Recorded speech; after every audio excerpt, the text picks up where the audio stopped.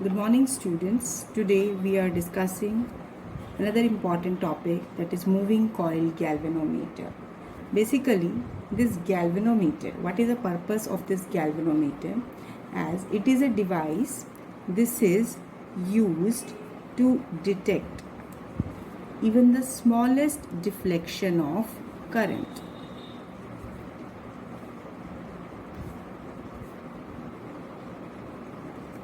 So, as we all know that in the galvanometer, as we have observed it, so it is the central point, this is the 0 point, and scale can move on both the sides, on right side and on left side. This is in terms of division, like it can be 10, 20, 30, 40, depending upon its range. So now here, when it is connected to a circuit, so this is the front view of the galvanometer. What will happen when it is connected in the circuit, and even a small current will be passing through that, so that may lead to deflection of this pointer. This deflection of the pointer will be either toward this side or it may be towards the opposite side. So why we are taking its name to be moving coil galvanometer, as here, because here in between, this is the just front view, and now how this coil, how this pointer is connected to a certain coil, and when that current is passed through certain current carrying coil, then it gets deflect, it start rotating. So when a current carrying coil is rotating in a uniform magnetic field, so due to movement of this coil, that's why it is named as moving coil galvanometer. So basically here we will discuss what is its working principle and its construction and working part.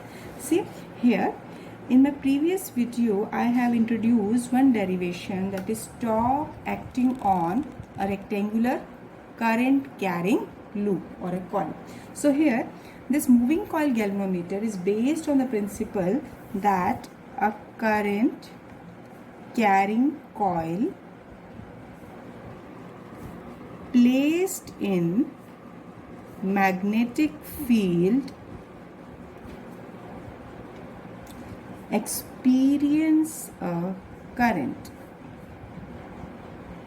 It experience a current, as now when a current carrying coil is placed in uniform magnetic field, then it experience a, not current, it experience a torque. Torque means it start rotating.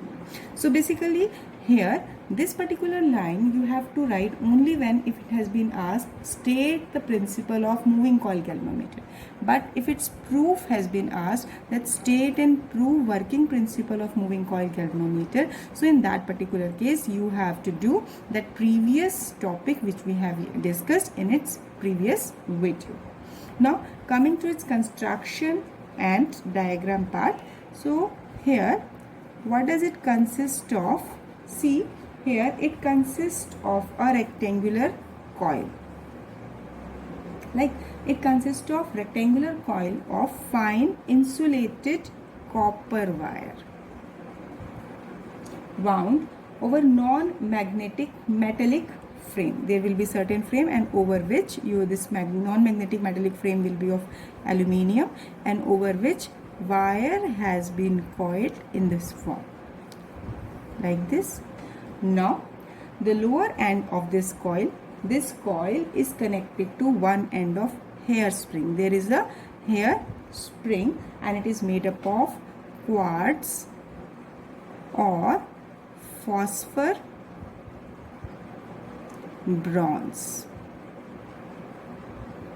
and other end of this highly elastic spring, this is connected to any terminal T2, that will form one terminal of galvanometer.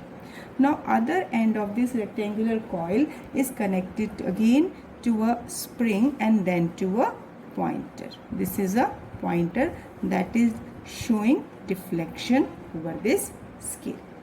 So basically, first of all, it is consisting of a non-magnetic metallic frame over which copper wire, insulated copper wire is wound, whose one end is connected to a hairspring, upper end is also connected to another spring, whose another end will be connected to here aluminium pointer, and this part is connected to terminal T1, other part of spring will be connected to terminal T2. It is not complete diagram. Here this non-magnetic metallic frame which we are taking, here in between there will be a soft iron core.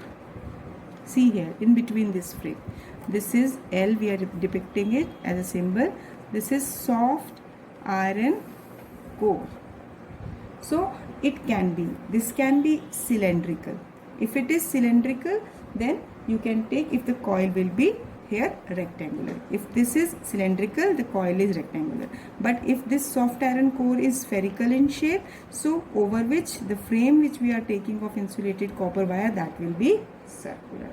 So depending upon its shape, the coil can be rectangular or circular. Now this soft iron core is held so between this frame, so that you can say that when the coil is rotating, basically now this particular coil is rotating, so when it will rotate, it will not touch this iron core. And first point is that this coil is rotated, it is rotated in such a way that it will not touch this iron core. Second point, as when this frame is placed somewhere in between magnetic field, that is magnetic field will be on these two opposite side. So I am just redrawing the diagram because I have drawn some coil on the corner. So this is, I have drawn it once again. Here this is soft iron core over which this metallic frame, non-magnetic metallic frame is wound, over which copper coil is wound, whose lower end is connected to spring S dash, upper end is also connected to spring, and which are connected to terminals. This end is also connected to aluminium pointer.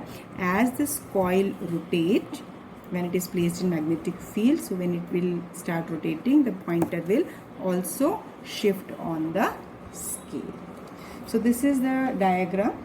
Here I am also showing you front view, top view rather, because here you can see that this is cylindrical in shape. So as basically I have shown this, you can say these are the pole pieces of electromagnet. So when this coil is rotated in such a way that it can rotate freely without touching this iron core and pole pieces. So basically these pole pieces, actually these are concave shaped. These are meant for some particular purpose, so that turning effect of the coil will be maximum, right? If this is north pole, this is south pole. Actually this is the top view. If you will just open the galvanometer and you will see, then here this shape is basically this curve shape, that is concave shape. Magnets, electromagnetic poles we have used. Now what will happen, that the top view is that these are the magnetic field lines.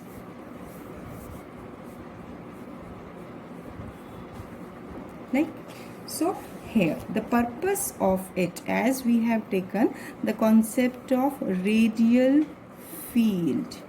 Basically if we discuss different points corresponding to this field, as this radial field, it is a field, that means it is a situation when plane of coil in all the positions, it remain parallel to magnetic field. Parallel to magnetic field. So when this condition arises, you say the magnetic field is radial field. If you remember that we have obtained the expression for torque in the previous video on the proof on the, when you have discussed proof of moving coil galvanometer. So when plane of the coil is this is in all the position remain parallel to magnetic field, it means you can take that if alpha is 0, we have taken, if this is a coil and alpha is the angle which plane of coil make with magnetic field, whereas theta was the angle which this theta is the angle which area vector normal to the area making an angle with the magnetic field. So when I am saying this radial field, it means plane of the coil in all position must remain parallel to magnetic field, means alpha is 0 or theta is 90 degrees. So this is the condition of radial field. So radial field is the field when turning effect is maximum, when maximum torque will be produced. It means this, you can say this coil can rotate freely.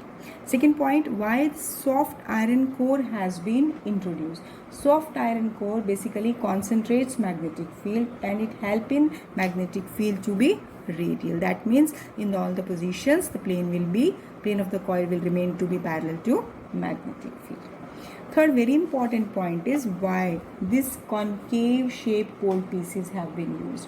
Again, you have to answer that it is also to make the magnetic field uniform and radial. See, there can be conceptual questions also on its basis. So what can be the questions? First point is what is radial field? Second point is why the shape of these concave magnets which we are using, why these are taken to be concave shape, again to make the field radial. Third, why soft iron core has been introduced in between, because it helps in making the magnetic field radial and strong, because soft iron core concentrates the magnetic field. So this is all construction and some basic points why these three conceptual questions we have introduced here, so that these you can answer from its construction part. So now here you can say that this PQRS is a rectangular coil. It is placed between the magnetic field, uniform magnetic field produced by pole pieces of electromagnet. So here we have to discuss here theory and working. For it, let L is the length of the coil PQRS we have taken, and B is the breadth of the same coil. So area of the coil, it will be equal to L into B. Now N refer to the number of turns of coil, because here coil has been wound over the frame. So number of turns of this coil, that is N. After this, as magnetic field strength that is applied here, so B is representing strength of magnetic field in which coil is suspended. So here we will use one current. Current is also flowing in the circuit, because here current is passing through the coil. As the current carrying coil is placed between magnetic field, it will experience a torque. So what will be the torque acting on the coil? So here you will use the result directly, that this will be equal to NIAB sine theta. You can write it or you can write this. Both the results are correct. Any result you can use. So now, if main essential condition is that the turning effect will be maximum only if plane of the coil is parallel to direction of magnetic field. It means if magnetic field is radial satisfy the condition. It means theta is, you can taken to be 90 degree and alpha to be 0 degree, right? So in that case, maximum torque that will be produced is NIAB. So this torque deflects the coil, and this is called deflecting torque.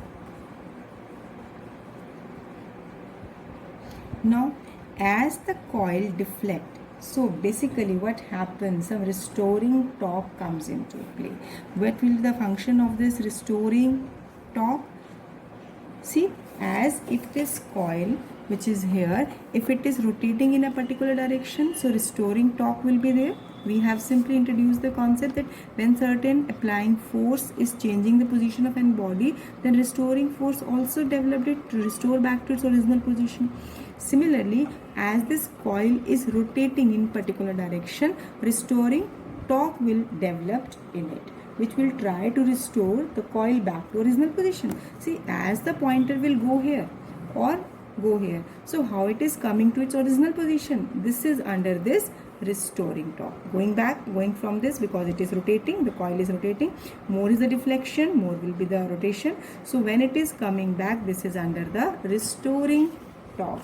So here restoring torque comes into play, which try to restore the coil back to its original position. So now if we assume that theta it represents the twist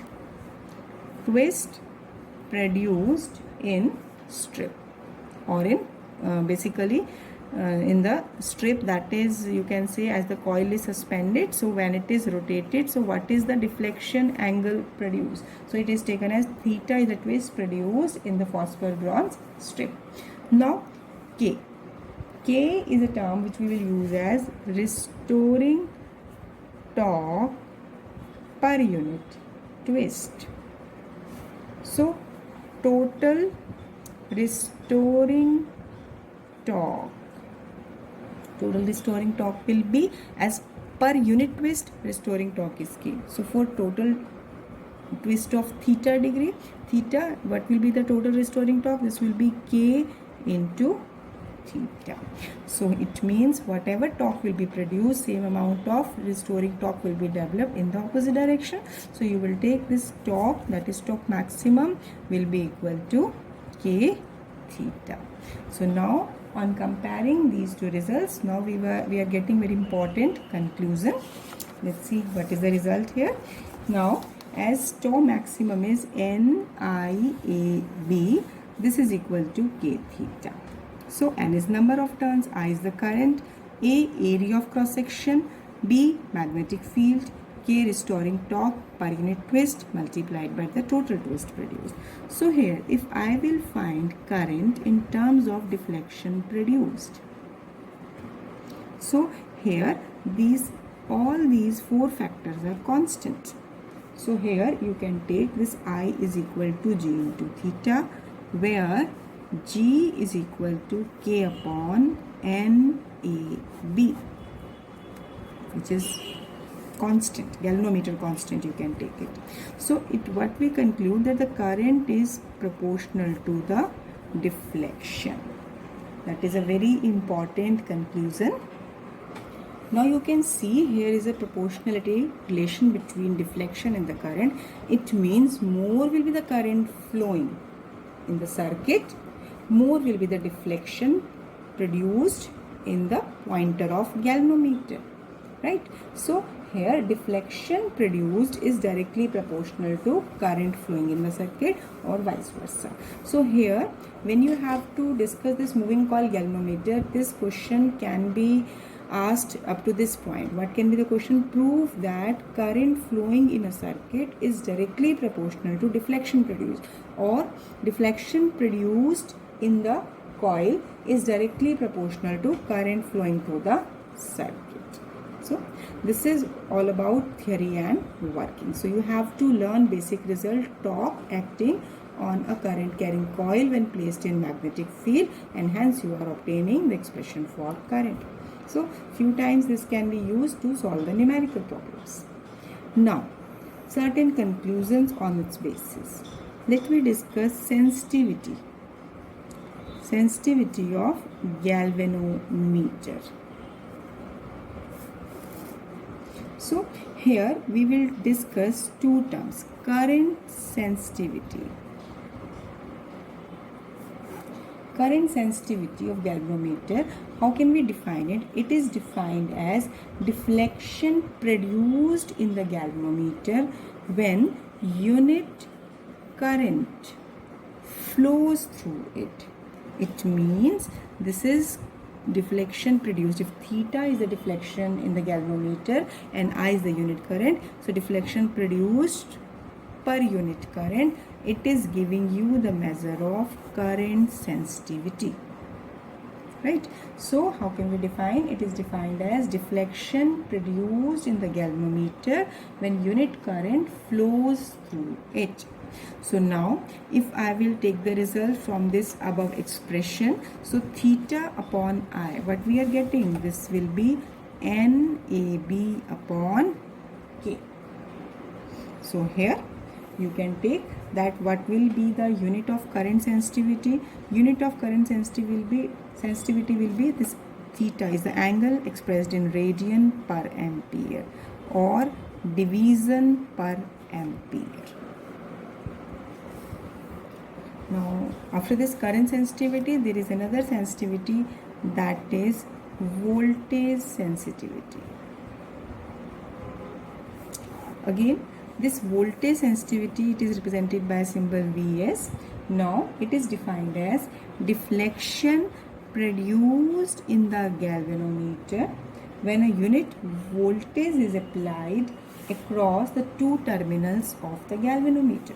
Deflection produced when a unit voltage is applied across terminals of a galvanometer. So if V is the voltage applied and theta is the deflection produced, so voltage sensitivity will be theta upon V. Now we know that there exists some resistance also. So if R is the resistance of galvanometer,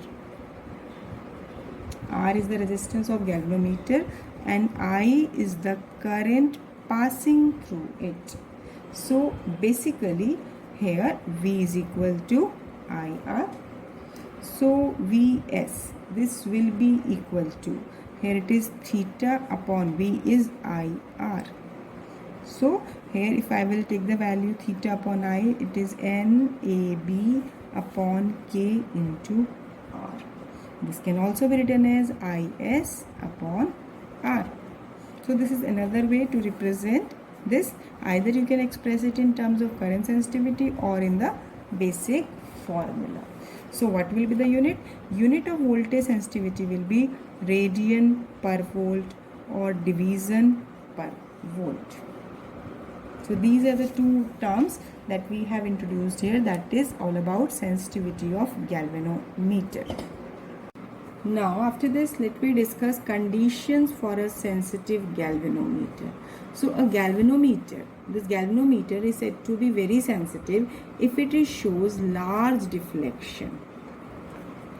If it shows large deflection even when small current is passing through it.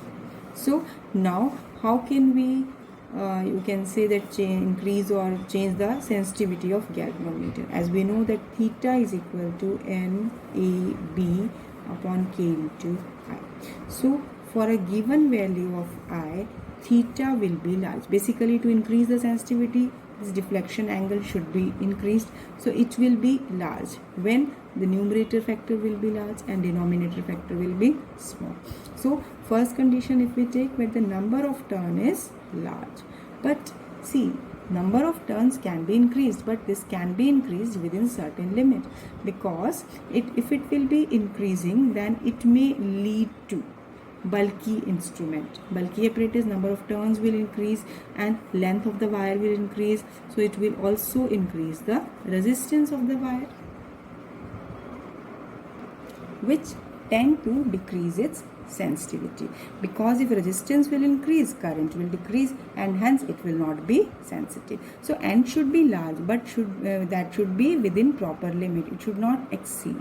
Second point, that magnetic field should be large. So this value can be increased. This can have maximum values by using strong horseshoe magnets. Third, this area is large. When we are taking that, when area of the coil will be increasing, then theta will be large. Again, one restriction for this area, because if area will be much more, so in that particular case, coil will not be in uniform magnetic field. It will become bulky, instrument become bulky and unmanageable. Again, it will lead to decrease the sensitivity of galvanometer. So A and N, these two factors should be increased, but within certain limits. Next point, that is last point, is that is K. K, that is That is restoring torque per unit twist. It should be small. It should be less. So basically it depends on what factor it depend. It depend upon nature of material. Nature of material that is used as suspension strip. As we have taken the springs that are made up of phosphor, bronze or quartz. So here this value of K is small for quartz or phosphorus bond. So basically in sensitive galvanometer, quartz or phosphor bronze strips will be used or springs will be used, so that sensitivity of galvanometer can be increased. So in nutshell we can say that to make it more sensitive, we have to decrease the value of restoring torque per unit twist and increase magnetic field by strong magnetic field by horseshoe magnets, and we can increase number of turns and area by certain limit, but which should not be much more, otherwise the instrument become unmanageable. So this is all about this galvanometer. So if I will just recapitulate the points, see what is, first of all, what is the purpose of deflection as of this galvanometer, as it can measure smallest deflection, that means it can detect even the smallest current. Second point is what is its principle. In its principle you have to learn one statement, and if its proof is asked, only then you will do that, otherwise directly you will write the statement. Third point is construction and diagram, that is also carrying weightage where each and every point you must specify properly. Then theory and working, in that you have to learn that one particular result of torque, taking torque to be maximum, you have to compare it with restoring torque, and hence you will obtain current in terms of deflection. Then current sensitivity, voltage sensitivity, and what are the essential conditions of sensitive galvanometer. So this is all in detail we have done. Now one very important conceptual question, you can say this is NCERT based question, so I will discuss this along with here. What is the question? As increasing current sensitivity of galvanometer may not increase its voltage sensitivity. What does it mean? That if we are increasing the current sensitivity, then it should lead to increase of voltage sensitivity, but it is not happening. So increasing current sensitivity is not leading to increase of voltage sensitivity. So how can we explain it? See here, current sensitivity is NAB upon upon K, because theta upon current is given to be NAB upon K, current sensitivity. See, if current sensitivity will be increasing, so it means if we are taking this current sensitivity can be increased either by increasing number of turns, by area, by magnetic field. See, phosphorus bronze strip is taken, it is to be fixed. So now field strength we have to maintain to be maximum. So if current sensitivity we are increasing by increasing number of turns, so what will it make difference? It will lead to increase of resistance. Resistance will also increase, and voltage sensitivity is given by IR upon IS, that is current sensitivity upon resistance. So basically, if current sensitivity will increase, the resistance will also increase by the same amount. So when we are taking the quantity in the term of the ratio and both the terms are increased by same amount, so what does it mean? That the voltage sensitivity remain to be constant. See, actually when number of turns will increase, for increasing the current sensitivity, its resistance will also increase. That may lead to remaining constant of voltage sensitivity. So that is why we can say that increasing current sensitivity of galvanometer may not increase its voltage sensitivity. So this is all about galvanometer we have discussed today. Just revise all the concepts thoroughly, practice its diagram and conceptual problem. That is very important. So that's all. Thank you. Have a nice day.